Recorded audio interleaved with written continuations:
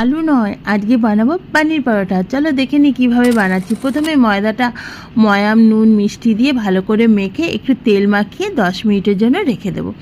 এবার ওই ময়দাটা থেকে যতগুলো আমি পরোটা বানাবো তার লেচি কেটে নেবো গোল গোল করে। প্রথমে লেচিটা কেটে নিয়ে তারপরে লেচিটাকে ভালো করে গোল করে নিলাম।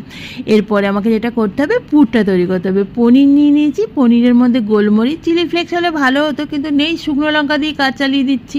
কোনো কিছুর জন্য কোনো কিছু আটকায় না, কি বলো? আর এর মধ্যে দিয়ে দেবো একটু নুন, একটু মিষ্টি, আর দিয়ে দেবো কেশরি মেথি।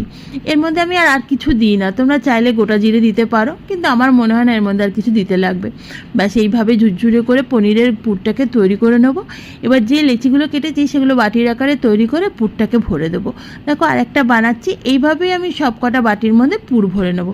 এরপরে আমি খুব সাবধানে পনির পরোটাটা বেলতে হবে, কিন্তু পনির যাতে বেরিয়ে না যায়। এবার গ্যাস ধরিয়ে নিলাম, গ্যাসের মধ্যে বসিয়ে দেবো প্যান, যাতে আমি পরোটাটা ভাজবো। তার আগে জেনে নিই কেমন আছো তোমরা সবাই। আমি আছি সেই আমারই মতন।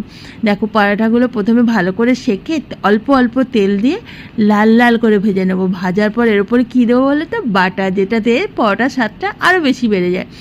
এর সঙ্গে এবার একটা রায়তা তৈরি করব। টক দই নিয়ে নিয়েছি, মিক্সিতে ধনেপাতা, অল্প কাঁচা লঙ্কা, গোটা জিরে, নুন মিষ্টি দিয়ে ঘুরিয়ে টক দইয়ের সাথে মিশিয়ে দিলাম। বিশ্বাস করো এই রায়তাটা এই পরোটাটার সাথে অসাধারণ লাগে। তুমি যদি না খাও তাহলে বুঝতে পারবে না। যদি আমার ভিডিওটা ভালো লেগে থাকে অতি অবশ্যই লাইক কমেন্ট আর শেয়ার করে দিও। আর অবশ্যই একবার ট্রাই করে দেখো কিন্তু এই রায়তাটা দিয়ে এই পরোটাটা। আর এইভাবেই মায়ের রান্নার পাশে থেকেও মায়ের রান্নাকে ভালোবাসা দিয়ে যেও। চলো দেখে নিই পরোটাটা কেমন বানিয়েছি। আরে ধরে থাকলে হবে, খেয়ে বল কেমন হয়েছে। ও খাক।